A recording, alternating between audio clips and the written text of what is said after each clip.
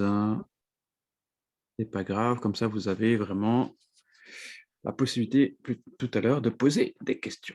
On sera là jusqu'à midi, pas plus. Je sais que d'autres sont engagés dans d'autres choses. Il n'y a aucun problème pour ça. On ne sera pas très long aujourd'hui. Le cours ne demande pas beaucoup de temps, mais c'est important qu'on puisse le voir. Aujourd'hui, nous allons traiter l'église locale, l'importance d'avoir une église locale. Et on va voir un petit peu, déjà, de manière générale, ce qu'est l'Église, pourquoi elle a été instituée. Et puis également, justement, l'importance d'avoir une Église locale, de ne pas rester chez soi pour faire l'Église. Ok, j'ai juste prié, on va commencer. Père éternel, nous te bénissons pour ces temps, nous te remercions pour tout ce que tu es en train de faire, Seigneur, au milieu de nous.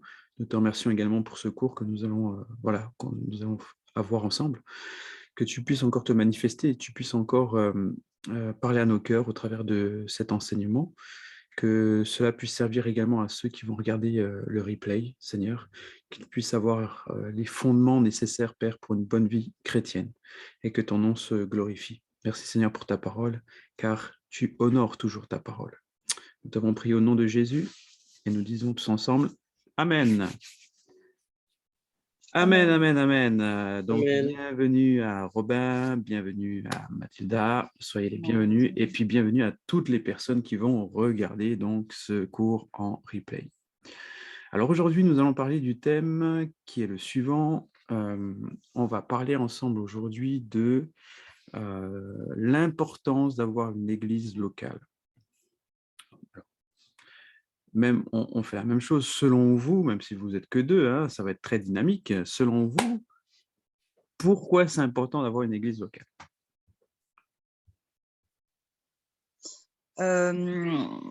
Du coup, je pense que c'est important d'avoir une église locale parce que moi, il y a une phrase qui m'a toujours, je ne sais pas si c'est en lien, mais qui m'a toujours percutée, c'est qu'un chrétien seul est un chrétien en danger.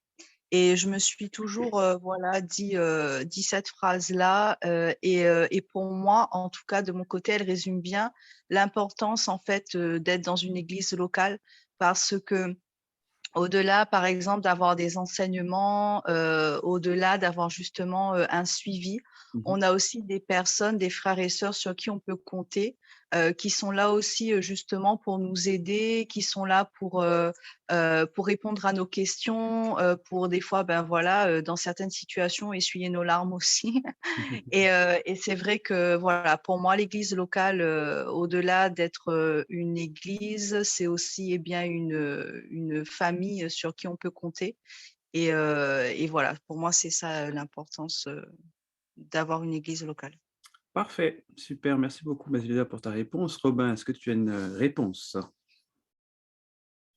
Oui, je dirais que c'est important d'avoir une église locale pour, premièrement, pour être stable, d'avoir une stabilité et aussi avoir, comment dire, avoir un suivi et puis être en famille et tout et ne pas avoir, comment dire, être à chaque fois en train de changer d'église en église, donc plus une stabilité, je dirais. Ok, super, merci pour vos réponses. Effectivement, hein, pour toutes ces mêmes réponses que vous m'avez données, effectivement. Il est important d'avoir une église locale parce que non seulement ça contribue au fait que nous allons grandir, à notre croissance spirituelle, ça contribue à cela, ça contribue également à la croissance de l'église, donc c'est donnant-donnant entre guillemets, parce que Dieu nous a donné des dons et des talents que nous pouvons mettre au service aussi de l'Église, ou tout simplement nous rendre disponibles à l'utilité donc de l'Église. Et puis donc également, l'Église est un lieu de rencontre aussi de la présence de Dieu. Donc forcément, c'est plus facile lorsque on n'arrive pas à prier tout seul, lorsqu'on passe par des moments difficiles, c'est plus facile de rentrer dans la présence de Dieu quand on va à l'Église que de rester tout seul chez soi. Parce que rester tout seul chez soi lorsqu'on a des problèmes, par exemple, on n'aura plus envie de lire la parole de Dieu, on n'aura plus envie de prier, on n'aura plus envie de rien du tout parce qu'on sera peut-être trop dans la souffrance. Et le fait d'aller dans l'église, ça nous reconnecte à Dieu plus facilement et puis aussi, il y a des frères et sœurs, la parole qui est prêchée, puis donc du coup, le Saint-Esprit, il a voilà, plus d'accès pour pouvoir nous parler, nous toucher, nous consoler. Donc, ce sont des raisons qui nous permettent de dire aujourd'hui que l'Église locale est importante. Et puis donc, on va voir aujourd'hui, c'est quoi l'Église et voilà, c'est quoi l'Église. Avant de continuer, donc avant de commencer réellement à rentrer en matière, est-ce que vous aviez peut-être des questions par rapport au cours dernier, puisque c'est vrai que c'était quand même un gros morceau, voilà, le retour de Jésus. Est-ce que vous aviez des questions en suspens ou si c'est bon? Pas de questions. OK. Non. Parfait. C'est-à-dire que j'ai bien fait mon job. OK, alors, du coup, on est donc sur l'Église, l'importance de l'Église. Le terme église vient du mot en grec ecclésia, d'accord? Qui peut se traduire à partir du verbe ekkaleo, bon, c'est pas important si vous ne retenez pas, qui signifie appeler hors d'eux, d'accord? Donc, ainsi, l'église est composée de rachetés, de l'ensemble des rachetés, de l'ensemble des gens qui sont sauvés. Bien entendu, dans l'église, on va retrouver également des perdus qui sont dans la voie d'être sauvés. Et puis, on va retrouver également ceux qui en sont mis à part pour Dieu pour servir. L'Église, très important, n'appartient pas au berger, il n'appartient pas au pasteur, l'Église appartient à Christ. D'accord? Et dans le Nouveau Testament, l'Église ne désigne nullement un bâtiment, d'accord, ni un lieu de culte. Aujourd'hui, quand on parle d'église, on voit tout de suite le bâtiment, on voit tout de suite, voilà, là où le lieu où les gens se rencontrent, d'accord. On voit aujourd'hui, quand on entend église, on voit plutôt une institution historique, voilà, qui va regrouper des gens qui se réclament chrétiens et qui pratiquent le christianisme. Mais ce qu'elle est véritablement, en fait, ce n'est pas du tout ça. Ça n'a rien à voir. Enfin, ça n'a rien à voir. Dans le sens où lorsque les apôtres se réunissaient à l'époque, l'église n'était pas en fait un lieu de culte. Là où il y avait des chrétiens, là où il y avait des rassemblements, c'était l'église. Ça ne correspondait pas à un bâtiment. C'est pour cette raison aujourd'hui qu'on parle des églises en famille, parce que à part entière, une église peut être aussi dans un foyer, dans une maison. L'église, c'est le regroupement des chrétiens. Voilà. Donc, c'est-à-dire que si nous sommes dans un lieu où on partage la parole de Dieu, on est une église. Okay. Après, les institutions ont fait que l'église est devenue un lieu, voilà, localisé, parce que au fur et à mesure des temps, on a construit un temple, et puis on a construit l'église, et puis l'église catholique est passée par là, et puis donc du coup, on a gardé un peu, voilà, cette historique de faire une église, un bâtiment. Bon, alors, lorsqu'on prend la parole de Dieu, on se rend compte que le corps de Christ, que voilà, l'Église est en fait le corps de Christ. D'accord? C'est ce qu'on parle. On parle souvent du corps de Christ, on ne sait pas trop à quoi ça correspond. Eh bien, le corps de Christ correspond à l'Église. On dit aussi que l'Église est l'épouse de Christ. Donc, c'est-à-dire que l'Église dans son ensemble, il y a plus toutes les petites églises que nous avons, enfin les églises que nous avons, constituent la grande Église qui est l'épouse de Christ. D'accord? Donc, elle est donc le corps de Christ, dont Christ est lui-même la tête. D'accord? On en parle dans plusieurs passages, comme dans Éphésiens, chapitre 1, ou Colossiens, chapitre 1 aussi. Et dans Matthieu 5, verset 14, on dit également qu'elle est la lumière du monde. Voilà, l'Église est la lumière du monde, brillant comme un phare dans les ténèbres. Elle est aussi, on parle dans Timothée, elle est la colonne sur laquelle est appuyée la vérité. Elle est l'appui de la vérité. D'accord? Donc, elle est une colonne, elle est l'appui de la vérité. Donc, vraiment, on sent que voilà, l'Église, c'est vraiment un phare dans la nuit qui va non seulement interpeller les gens dans les ténèbres, les éclairer, mais qui va aussi en fait éclairer Christ pour présenter Christ au monde. Donc, elle est la fiancée de Christ qui sera enlevée, comme on l'a vu donc dans le dernier cours, pour devenir donc l'épouse au moment donc du grand jour des noces de l'agneau. Donc l'épouse de Christ, c'est l'Église. C'est le corps de Christ, c'est l'Église. Donc elle est préparée au vu donc de l'enlèvement, où elle paraîtra donc sans tache ni ride, mais sainte et glorieuse. C'est ce que Apocalypse nous dit, Éphésiens également nous dit, hein, qu'elle est préparée au jour des noces. Et donc, c'est toujours donc l'Église de manière générale, donc c'est-à-dire tous les chrétiens représentent l'Église. Elle est également un édifice spirituel, une habitation de Dieu dans l'esprit, d'accord ? C'est une habitation sainte, une habitation représentée dans l'esprit, et on peut le lire dans Éphésiens chapitre 2, verset 22, que je vais prendre tout de suite. Je vais vous le lire pour que ça donne un peu plus de sens à ce que je suis en train de raconter. Donc, on se retrouve dans Éphésiens chapitre 2, verset 22. Ça, chapitre 2, verset 22. Alors, je vais vous commencer la lecture à partir du verset 19. Ainsi donc, vous n'êtes plus ni étrangers ni des gens du dehors, mais vous êtes concitoyens des saints, gens de la maison de Dieu. Vous avez été édifiés sur le fondement des apôtres et des prophètes, Jésus-Christ lui-même étant la pierre angulaire. En lui, tout l'édifice bien coordonné s'élève pour être un temple saint dans le Seigneur. En lui, vous êtes aussi édifiés pour être une habitation de Dieu en esprit. Voilà, nous sommes édifiés. Donc, ce n'est pas une personne qui est édifiée, c'est l'Église, c'est l'ensemble des chrétiens qui sont édifiés pour être en une habitation, une maison de Dieu. Elle est fondée sur Christ, elle est bâtie sur la foi, voilà, au Fils de Dieu et acquise par son sang précieux. Donc ça, c'est l'Église. Concernant Jésus, le Nouveau Testament fait état de plusieurs comparaisons. D'accord ? On dit que Christ est la tête, le chef du corps de Christ, on dit que Christ est le bâtisseur de l'Église, on dit que Christ est le souverain sacrificateur placé à la tête du sacerdoce royal constitué par tous les membres de l'Église.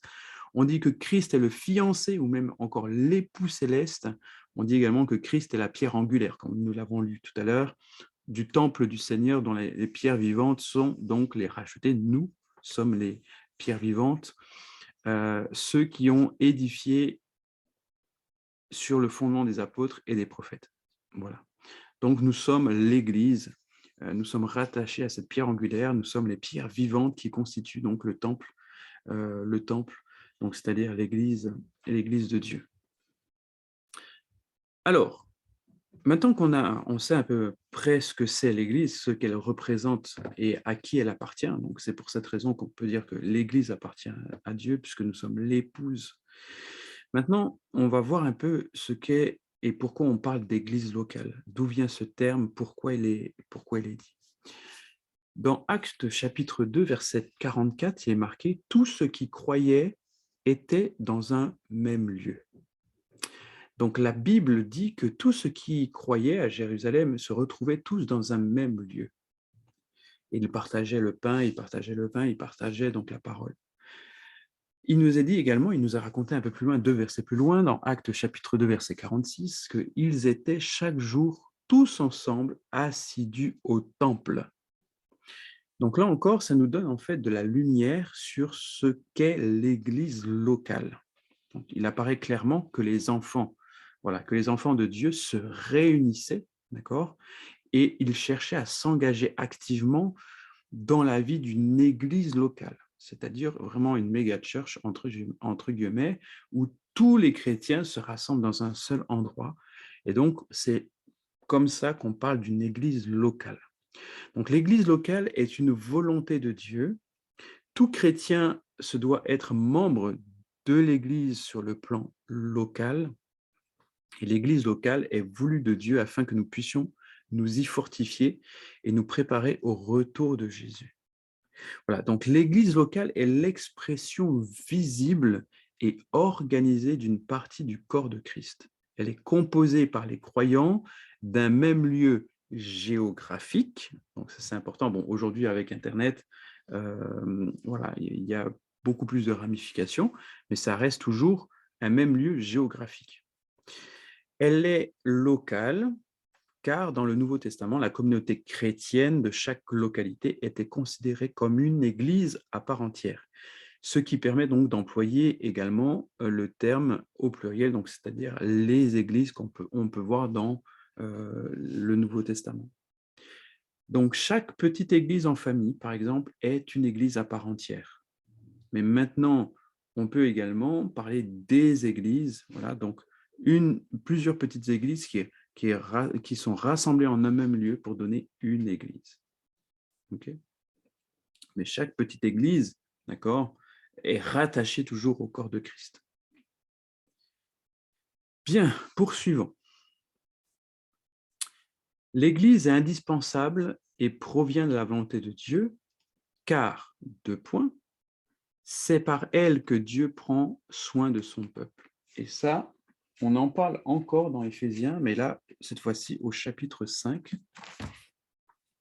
Éphésiens, chapitre 5.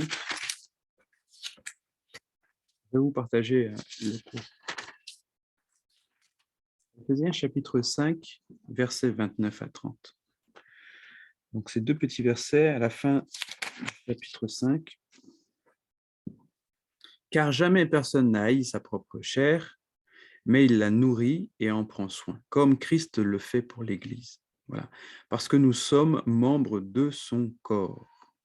Voilà. Comme Christ a soin de l'Église, nous avons soin de notre corps comme Christ a soin de l'Église.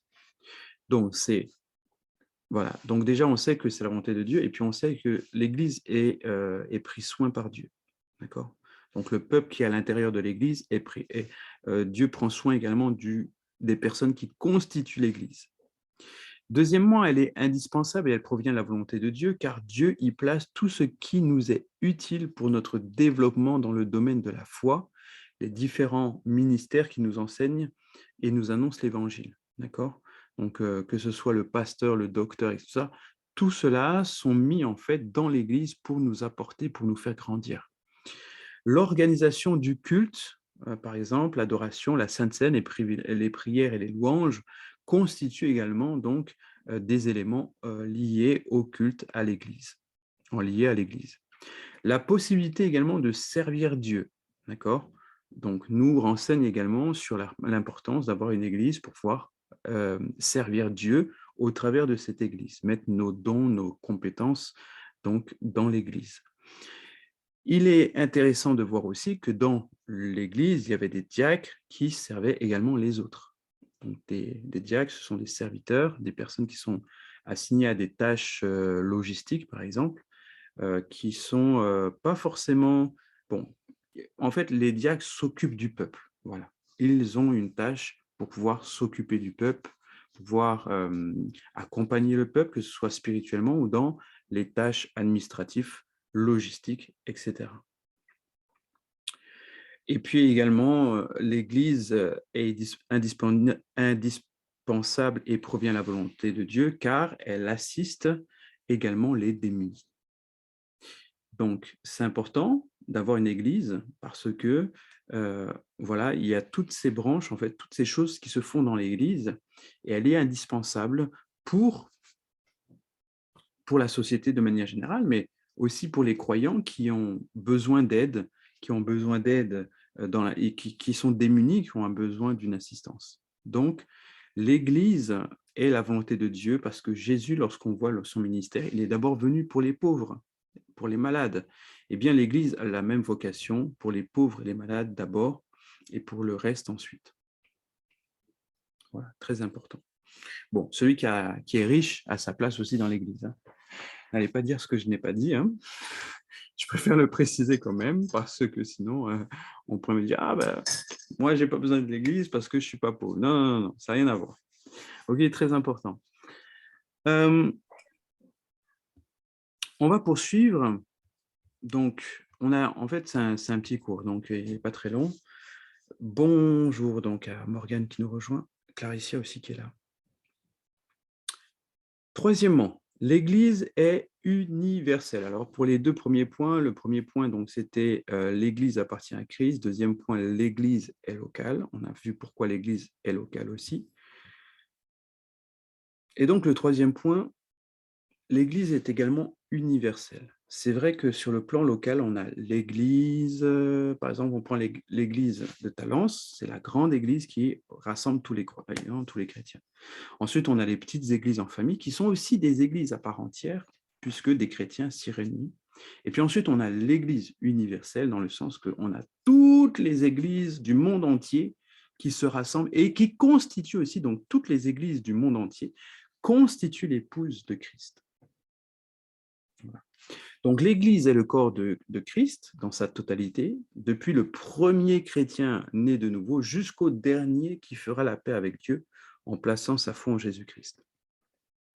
Tous les croyants, tous les chrétiens constituent l'Église universelle, enfin, constituent l'Église. Voilà. Elle est la totalité de tous ceux qui appartiennent à Christ sans distinction de mouvement ou d'étiquette, d'accord ? Ceux qui sont marqués par le sceau de Dieu, qui possèdent donc tout simplement le Saint-Esprit, qui possèdent le Saint-Esprit en dedans d'eux, qui ont été en fait adoptés par l'Esprit, qui sont devenus enfants de Dieu.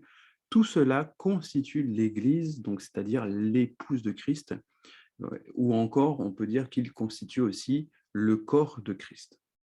Voilà, ce sont des cellules qui appartiennent au corps de Christ. Et enfin, on va lire deux passages qui en parlent. 2 Timothée chapitre 2, verset 19. 2 Timothée chapitre 2, verset 19, qui dit « Néanmoins, le solide fondement de Dieu reste debout, avec ses paroles qui lui servent de sceau. Le Seigneur connaît ceux qui lui appartiennent, et quiconque prononce le nom du Seigneur, qu'il s'éloigne de l'iniquité. » Ensuite, nous voyons également dans la deuxième épître de Paul aux Corinthiens, chapitre 5, versets 21 et 22. Donc 2 Corinthiens, chapitre 5, 21 et 22. « Et celui qui nous a fermis avec vous en Christ et qui nous a oints, c'est Dieu, lequel nous a aussi marqués d'un sceau et a mis dans nos cœurs les arts de l'Esprit. » Il a mis en nous donc l'Esprit Saint. Donc, nous savons, même si nous, on ne peut pas distinguer exactement qui sont à Christ ou pas, Dieu, lui, il sait qui sont ses enfants ou pas. Et donc, du coup, il sait exactement, il le sait parce qu'ils ont été marqués d'un sceau, le sceau du Saint-Esprit, et du coup, il sait reconnaître ses enfants qui constituent l'Église. Donc, du premier chrétien, du plus petit chrétien au plus vieux chrétien, à celui qui va accepter à la dernière minute, il va constituer donc l'Église, qui est donc le corps de Christ dans sa totalité. Donc ça, c'est l'Église universelle. D'accord ? L'Église universelle. Enfin, le quatrième point, la destinée de l'Église est éternelle.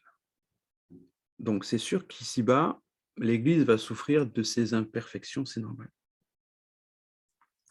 Même si elle n'est plus du monde, comme la Bible le dit, elle évolue encore dans le monde. On est encore dans le monde. Donc, l'Église, de manière générale, doit porter sa croix et va chercher à marcher fidèlement sur les traces donc, de Christ.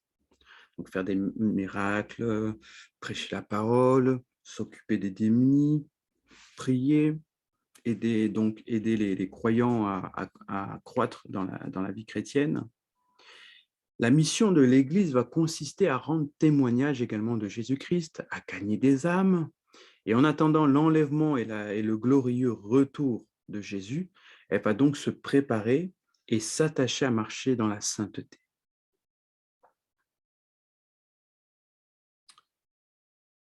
Par la suite, on sait que l'Église, une fois qu'elle va être enlevée, comme on l'a vu encore la semaine dernière, enfin le cours dernier, elle est destinée donc à la gloire. L'Église est appelée à rejoindre le Seigneur dans sa gloire. Elle est appelée à être enlevée, tout simplement, et vivre l'éternité à ce moment-là avec Christ. Heureux ceux qui sont, Actes chapitre 2, verset 45, 47, heureux ceux qui, sauvés par la foi de l'Évangile, font partie de cette merveilleuse Église. Bien. Donc là, on a vu les fondements de l'Église, d'accord? Qu'est-ce que l'Église? D'où ça vient? Pourquoi aujourd'hui on est dans un bâtiment, même si le bâtiment n'est pas l'Église, on a compris que l'Église, c'est ceux qui constituent, donc, voilà, tout simplement le corps de Christ. Bien. Donc, on voit aussi qu'il est important pour nous aujourd'hui d'avoir une Église locale, parce que l'Église est la volonté de Dieu. Le fait que les croyants se réunissent, d'accord, c'est la volonté de Dieu. Le fait que l'Église aujourd'hui existe, c'est la volonté de Dieu. Maintenant, il ne faut pas se tromper que, bien entendu, le bâtiment n'est pas l'Église. L'Église, c'est le fait que plusieurs se rassemblent dans un même endroit, donc c'est ça qui constitue l'Église. Si on va en semaine dans le bâtiment, ça reste qu'un bâtiment. On ne peut pas dire on va à l'église alors qu'on est tout seul dans l'église. D'accord? Parce que l'église, c'est le rassemblement des chrétiens. Donc, les chrétiens, l'église se trouve dans un bâtiment, mais le bâtiment n'est pas l'église. Et ça, c'est vraiment important qu'on puisse le retenir parce qu'il ne faut pas se tromper. Quand je dis je vais à l'église, c'est vrai que maintenant, aujourd'hui, il y a un amalgame, on voit l'église, le bâtiment, mais ce n'est pas ça l'église. Je vais à l'église parce que tous ensemble, je vais voir mes frères et mes sœurs se rassembler. Donc, je suis à l'église lorsque mes frères et sœurs se rassemblent. Le bâtiment va abriter l'église, mais le bâtiment n'est pas l'église. Donc, l'importance en fait de l'église locale maintenant, c'est l'importance d'appartenir à une communauté de chrétiens. Et on parle souvent dans l'Église primitive, dans le Nouveau Testament, on va parler des communautés de chrétiens. Quand vous voyez la communauté de chrétiens, la communauté d'Éphèse, la communauté de Corinthe, de Galates, etc., ce sont en fait les églises. Lorsqu'on parle des communautés de chrétiens, ce sont en fait l'église de Corinthe, l'église d'Éphèse, l'église de Colosse, etc. Ce sont des communautés de chrétiens, mais ce sont donc du coup des églises. Et c'est important, en fait, l'importance de l'église locale, ou plutôt l'importance, en fait, de la communauté chrétienne dans une localité géographique. Pourquoi c'est important? Pour toutes les raisons que nous avons vues déjà. On peut servir Dieu, on va servir Dieu, on va croître, on va avoir l'enseignement nécessaire pour pouvoir grandir dans la vie chrétienne. Et puis surtout, eh bien, on va être au milieu de nos frères et sœurs, et on va pouvoir nous-mêmes servir les autres. On va progresser dans la foi et puis on va pouvoir aider celui qui vient d'arriver, le nouveau-né. On va l'aider, on va répondre à ses problèmes. Et puis, on va grandir ensemble. On va ensemble aussi faire en sorte d'être de bons, enfin pas de bons chrétiens, des chrétiens. Voilà, on va faire ensemble d'être des chrétiens et de pouvoir attendre ensemble le retour de Christ. C'est-à-dire que c'est dans l'Église locale que nous attendons le retour de Christ. Avec nos frères et sœurs, nous attendons le retour de Christ. Avec nos frères et sœurs, nous adorons Dieu aussi. Et au-delà, en fait, de l'Église, maintenant, l'importance aussi, c'est que dans l'Église, nous adorons Dieu. Dans l'Église, nous prions. Dans l'Église, nous recevons le Saint-Esprit, nous accueillons le Saint-Esprit dans l'Église à plusieurs. Dans l'Église, nous mettons en pratique aussi ces versets qui disent « Lorsque 2 ou 3 s'assemblent en son nom, Dieu est présent ». Chose qui n'est pas dite lorsque nous sommes seuls. Donc, il y a une dimension dans la communauté, qui fait que il y a une dimension spirituelle que nous atteignons lorsque nous nous réunissons tous ensemble. Chose qui ne sera pas pareille lorsque nous serons tout seuls. Les chrétiens aujourd'hui qui vous disent « Ah non, moi, je n'ai pas besoin d'église, Dieu me parle, je suis bien tout seul, voilà, je vis ma vie chrétienne », c'est vrai, sauf qu'ils vont être bloqués dans une seule dimension. La dimension d'intimité avec Dieu uniquement lorsqu'ils sont tout seuls. Ils vont vivre des expériences superbes, des choses extraordinaires tout seuls, mais ils ne vont pas vivre la dimension de l'esprit, la dimension de l'Église de Dieu. C'est-à-dire le fait de savoir se mettre ensemble de prier. Savoir se mettre ensemble et adorer Dieu, c'est totalement différent lorsque vous êtes à plusieurs et lorsque vous êtes tout seul. En étant tout seul, vous n'êtes pas l'Église. Un chrétien seul ne constitue pas l'Église. Par contre, s'il y en a 2 ou 3, alors vous êtes une Église parce que vous vous rassemblez, d'accord, pour Jésus. Vous vous rassemblez autour de Jésus. Et ça, c'est important de le concevoir. C'est vrai que l'Église n'est pas le bâtiment, ça on l'a compris, donc les chrétiens qui disaient non, non, non, de toute façon, l'Église, ce n'est pas le bâtiment. Ok, l'Église, ce n'est pas le bâtiment, mais l'Église ne peut pas être aussi non plus un chrétien tout seul. Or, il y a une puissance dans l'Église, d'accord, qui est le rassemblement. Et la Bible dit, lorsque 2 ou 3 s'assemblent en son nom, ou lorsque 2 personnes s'accordent et demandent une chose, alors ils sont sûrs de pouvoir l'obtenir. Seulement, ce n'est pas évident de s'accorder lorsqu'on est tout seul. Donc, ce n'est pas évident non plus de demander une chose et d'être sûr et d'avoir l'assurance de recevoir cette chose si nous ne pouvons pas nous accorder avec quelqu'un d'autre. Le fait de s'accorder avec quelqu'un d'autre et de pouvoir prier ensemble, d'un même cœur, d'une même pensée, eh bien, ça va en fait permettre à Dieu de voir aussi nos cœurs, est-ce qu'ils sont sincères devant Dieu.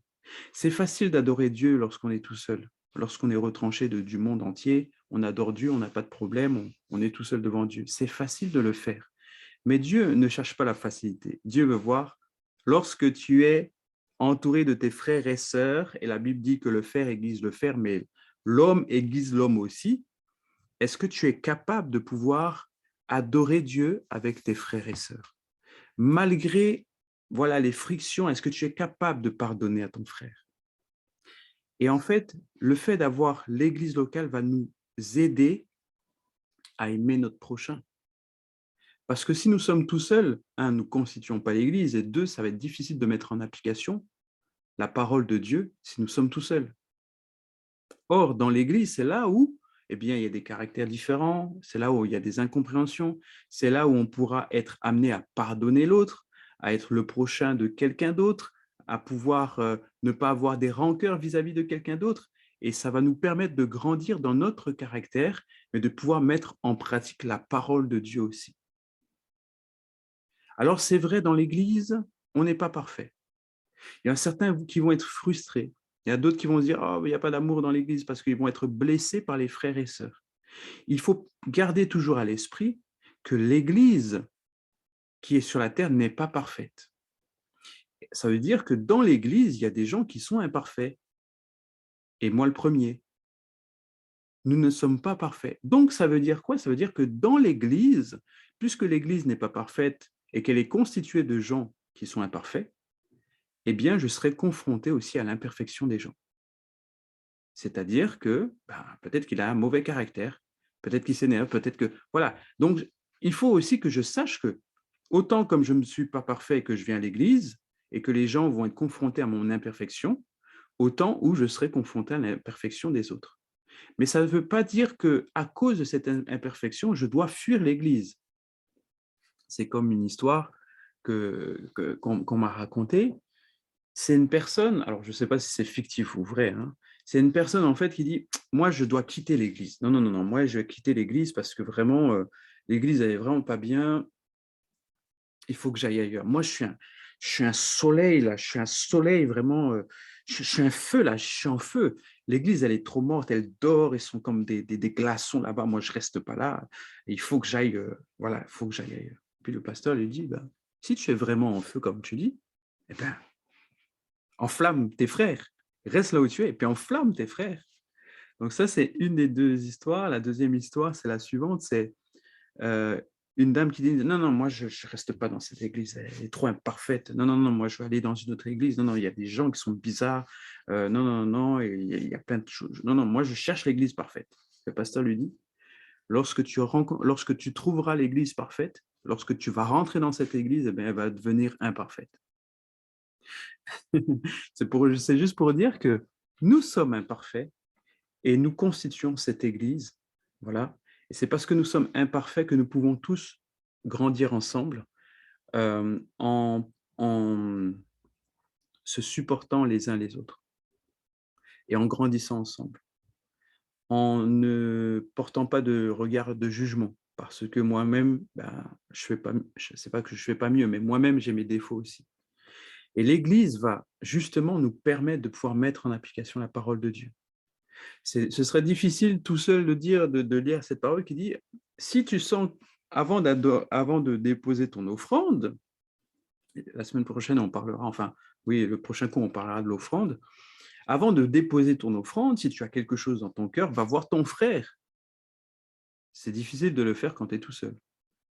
D'aller voir ton frère pour pouvoir lui demander pardon. Voilà.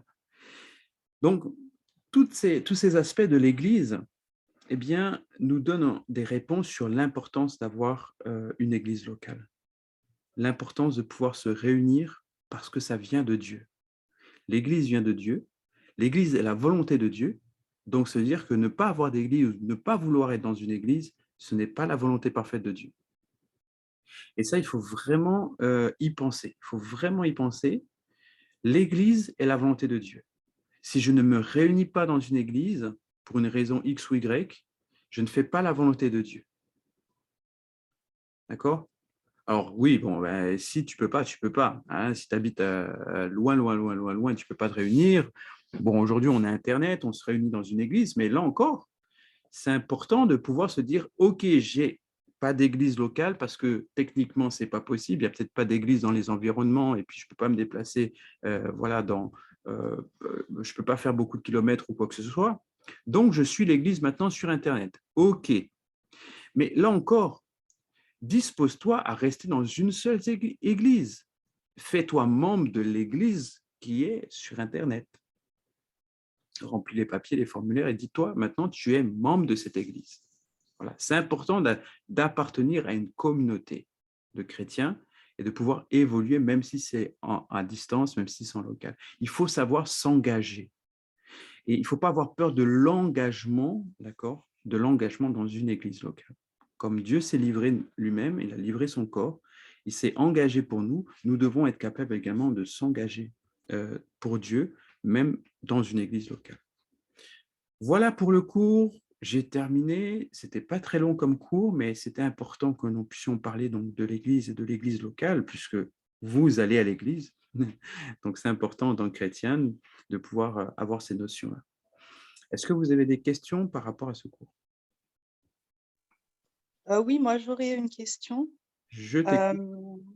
En fait, je voulais savoir, par exemple, à quel moment on peut savoir qu'on appartient en fait à une église locale? Dans le sens où, mettons qu'on fréquente une église, Ouais. est-ce que on peut dire qu'on appartient à cette église locale-là, ou enfin à quel moment on peut vraiment le savoir, quoi? Tu vas fréquenter, tu vas fréquenter l'église. Au début, les gens, ils font quoi? Ils fréquentent une église, ils vont voir peut-être ailleurs et ils essaient de faire le choix là où leur cœur se sent le mieux dans l'église. C'est aussi une histoire de cœur à cœur, c'est la communauté, c'est là aussi où Dieu va te dire, écoute, cette église, c'est pour toi. Et sans le savoir, il y a des gens, ils n'entendent pas encore la voix de Dieu, mais ils sentent qu'ils se sentent à l'aise dans cette église, alors ils vont rester. Ils vont rester et ils vont se sentir bien, les messages leur font du bien, ils se sentent à l'aise dans cette communauté. Alors à ce moment-là, ils peuvent se dire, eh bien, je m'engage dans cette communauté et je fais de cette communauté l'église dans laquelle je vais évoluer. D'accord. Et du coup, est-ce que, on peut, en tant que chrétien, décider d'appartenir à 2 églises ou 3 églises, locales, en même temps? Alors, tu peux, tu peux, tu peux le faire, appartenir à plusieurs églises locales, tu peux le faire. Tu peux le faire. Alors, je vais quand même préciser la réponse pour pas que ce soit ambigu et pour que ce soit très clair. Admettons, je prends ton cas qui est assez particulier puisque actuellement tu es à Paris. C'est ça, hein? Oui, c'est ça. Voilà, tu travailles à Paris. Donc, dans ton cas, par exemple, dans ton cas, tu as besoin d'évoluer dans une église locale parce que tu as besoin d'une communauté. C'est une interaction avec des gens. Maintenant, aujourd'hui aussi, c'est le cas d'Internet, c'est ce que j'expliquais. Tu es connecté à Internet, ton mari, il va dans cette église et de temps en temps, quand tu peux, tu rejoins aussi cette église. Donc, tu es attaché en fait à l'église de Bordeaux. Mais ça ne t'empêche pas d'aller dans une église sur place, ok, et de pouvoir aussi avoir cette interaction avec des chrétiens dans une autre église. Donc, ça veut dire que, par exemple, pour l'instant, il n'y a pas encore d'église CIV à Paris. Donc, tu peux, par exemple, tu demandes conseil à un pasteur, tu dis, bon, écoute, pasteur, moi, j'aimerais quand même me réunir parce que j'en ai besoin de me réunir dans une communauté de chrétiens, ne serait-ce qu'en église, en famille ou dans des réunions en semaine. J'ai besoin, c'est un besoin. Donc, quelle église tu pourrais me conseiller? Tu vois? Et à ce moment-là, le pasteur peut te conseiller une église. Donc, c'est-à-dire qu'en attendant qu'il y ait peut-être une église à Paris, une église CIV à Paris, en attendant, moi, je peux que te conseiller, c'est d'aller dans telle église. Voilà. Et donc, à ce moment-là, on peut informer les pasteurs qu'on t'envoie dans cette église. Voilà, tu es rattaché à l'église de Bordeaux, mais voilà, pour des raisons qui sont propres à toi, pour l'instant, tu es à Paris, et pour avoir une église locale, eh bien, tu vas te rattacher à cette église. Voilà. Mais tu auras une église principale qui sera l'église CIV, par exemple. Ok, Tu vois? comprends. C'est important aussi d'informer en fait ton pasteur, d'informer le pasteur principal et puis le pasteur aussi qui va t'accueillir pour lui dire, moi je suis là en fait à défaut, j'ai une église locale, mon mari est voilà, à Bordeaux, j'ai une église locale, une église auquel j'appartiens, voilà, mais j'ai besoin de me réunir avec vous, voilà, pour évoluer aussi, pour avoir cette interaction dans la communauté chrétienne. Voilà, donc c'est important. Maintenant, dans la gestion, on va dire que ton père spirituel, il reste à Bordeaux, par exemple. On va dire quoi d'autre? La dîme, elle va aller dans ton église principale. Ok. Par contre, tu es libre de faire une offrande, tout simplement à l'église, là où tu te réunis. Ok. Ok. Voilà, donc ça c'est important. Mais il faut te dire que la principale église, l'église principale restera l'église de ton choix. En tout cas, pour ton cas, ça va rester CIV. Ok. Ça, c'est important de tout de suite bien poser les fondements, de pas se dire, parce qu'après, tu risques de te perdre. Ah non, non, moi, je prie là-bas, maintenant, c'est mon église. Voilà. Et puis, et puis, finalement, vous êtes dans deux églises différentes, ton mari et toi, et tu vas évoluer différemment, avec une mentalité différente, avec des enseignements différents aussi. Donc, c'est pour cette raison qu'il faut faire attention lorsque tu vas choisir ton église. Il vaut mieux demander conseil. Ok, merci. Voilà, voilà, voilà ce que je pouvais te conseiller. Morgane, tu as rejoint le cours au milieu. Est-ce que tu as peut-être des questions? Robin, pareil. Sinon, moi, j'ai fini le cours. Non, pasteur, c'est bon, j'ai pas de questions, merci. Ok, parfait. Pareillement. Alors, c'est parfait pour moi aussi. Écoutez, on a fini le cours. Je vais juste simplement prier pour la fin et vous recommander la grâce du Seigneur. Et puis sinon, on se verra donc dimanche, donc demain. Père éternel, nous te bénissons pour ce cours. Nous te remercions, Seigneur Dieu, parce que nous avons compris l'importance d'avoir une église locale. Nous te remercions, Seigneur, parce que nous savons aujourd'hui, Père, pourquoi nous nous réunissons, pour quelles raisons c'est important de pouvoir être à l'église. Et nous avons compris également que l'église, c'est tout simplement, elle est constituée de nos frères et sœurs. Nous sommes dans une communauté de chrétiens. Nous te remercions, Seigneur, pour ta parole et nous prions également, Seigneur, que ta parole puisse encore descendre dans notre cœur par l'assistance de ton Esprit Saint et bâtir en nous réellement les fondations pour une vie chrétienne épanouie. Que ton nom se glorifie, Père, dans la vie de tout à chacun et que tu puisses encore nous visiter puissamment, Seigneur, dans nos églises respectives. Au nom de Jésus, Père, j'ai prié. Amen. Amen. Voilà, je vous souhaite donc une très très bonne journée et on se retrouve demain dans votre église locale.